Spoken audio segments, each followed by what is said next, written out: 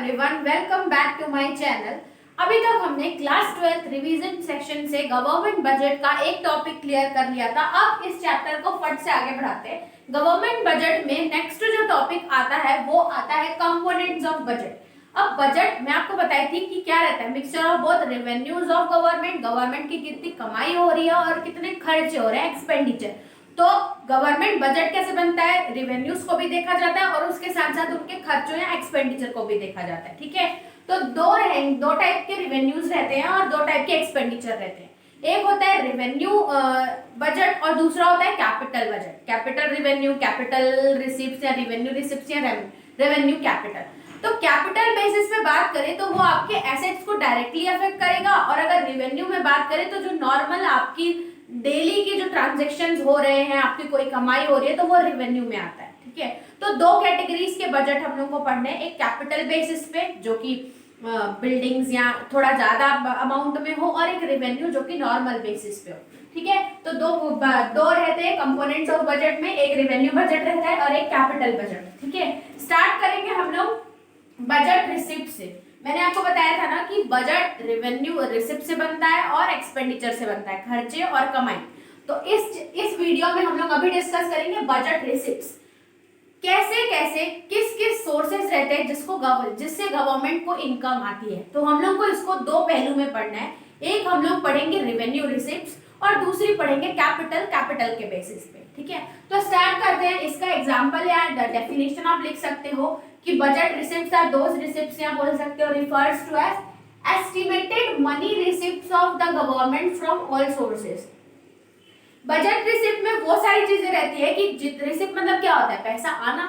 तो जितने भी सोर्सेस से अगर गवर्नमेंट को एस्टिमेट पैसा आ रहा है उसको बजट रिसिप्ट के अंदर देखते हैं during a given fiscal year. ये नॉर्मल इसकी डेफिनेशन हो गई। ठीक है, अब बजट रिसिप्ट दो कैटेगरीज में डिवाइडेड है। एक हम लोग रेवेन्यू रिसिप्ट्स पढ़ेंगे और दूसरी हम लोग देखेंगे कैपिटल रिसिप्ट्स, रेवेन्यू के बेसिस पे और कैपिटल।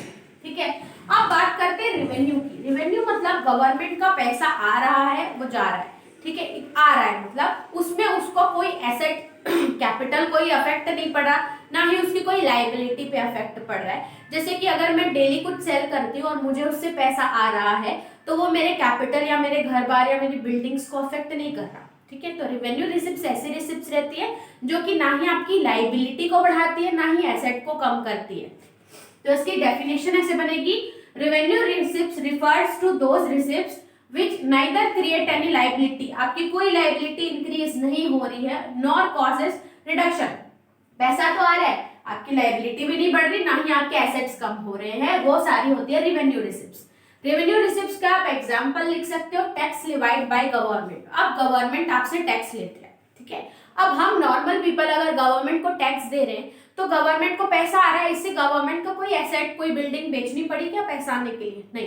और इससे क्या गवर्नमेंट कोई लायबिलिटी है कि हमको उसको पे करना है? नहीं है। मतलब इसने ना ही उसके एसेट को कम किया ना ही लायबिलिटी को क्रिएट किया रेवेन्यू रिसिप्ट में। अब बात करते हैं सोर्सेस ऑफ रेवेन्यू रिसिप्ट्स। ये रेवेन्यू रिसिप्ट्स गवर्नमेंट को आती क्या है, कहाँ से है, इसके क्या क्या सोर्सेस हैं? तो बेसिकली दो सोर्सेस रहते हैं, एक रहता है टैक्स रेवेन्यू और एक रहता है non tax revenue. Tax revenue में जो भी गवर्नमेंट हम पे टैक्स लगाती है, वो जो हमने सर्विस प्रोवाइड करती है, वो सारी आते हैं टैक्स के अंदर। टैक्स रेवेन्यू भी बेसिकली दो टाइप्स में कैटेगराइज्ड है, जिसको हम लोग बोलते हैं डायरेक्ट टैक्स और इनडायरेक्ट टैक्स। अब इसमें आपसे क्वेश्चन पूछ सकता है, what do you mean by direct tax, what do you mean by indirect tax, what is tax. Tax भी बहुत बार पूछा है, जनरली हम लोग इनडायरेक्ट डायरेक्ट पढ़ के जाते हैं और डेफिनेशन टैक्स की पढ़ते नहीं है। टैक्स की डेफिनेशन आप पढ़ के जाना कि गवर्नमेंट जो भी सर्विस हम लोग को ऑफर करती है, इन रिटर्न वो कुछ ना कुछ अमाउंट एज रिफंड मतलब पैसा मांगती है। जैसे कि रोड्स, रेलवेज वो हम उनका यूज कर रहे हैं तो उसके बदले हमको टैक्स पे करना पड़ता है।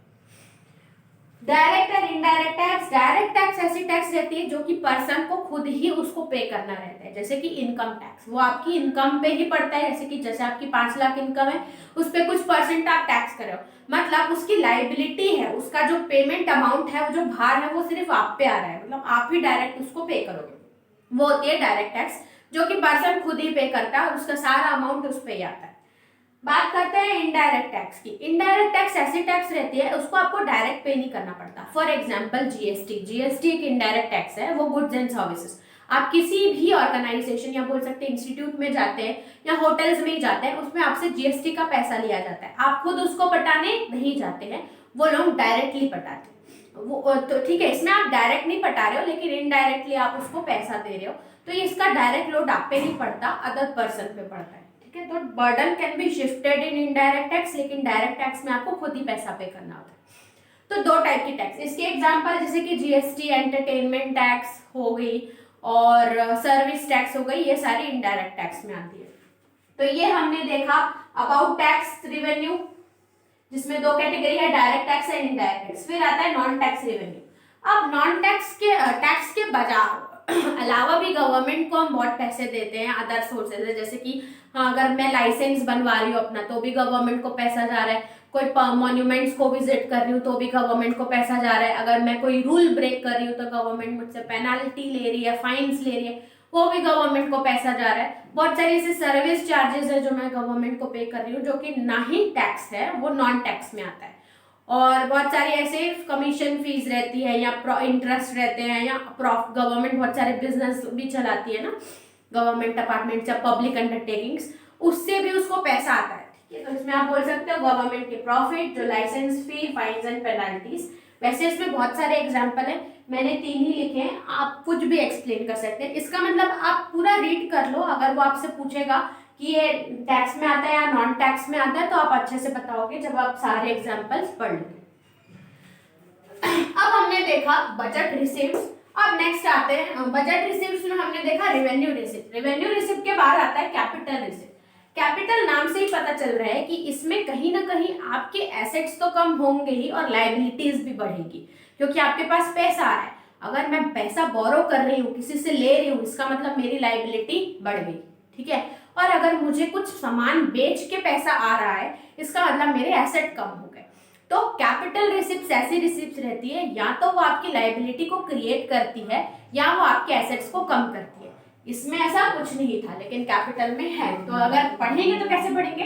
Capital receipts refers to those receipts which either create a liability, या तो लायबिलिटी क्रिएट होगी और cause reduction in the assets of government. Example borrowings, borrowings का मैंने आपको एग्जाम्पल दिया था कि वो मेरी लायबिलिटी को इंक्रीज कर रही है। सोर्सेज क्या क्या होते हैं कैपिटल रिसिप्ट्स के? 3 सोर्सेज जनरली कैटेगराइज करके आप लिख सकते हो।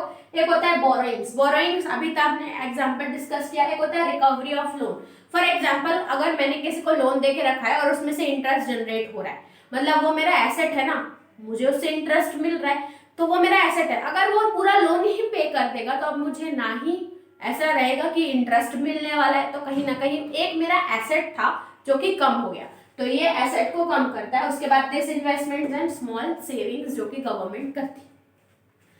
तो ये था डिटेल्ड अबाउट बजट रिसिप्ट्स। अब हम लोग को पढ़ना है बजट एक्सपेंडिचर, क्योंकि गवर्नमेंट को पैसा आता भी है, उसकी कमाई भी है, प्लस उसके खर्चे भी हैं।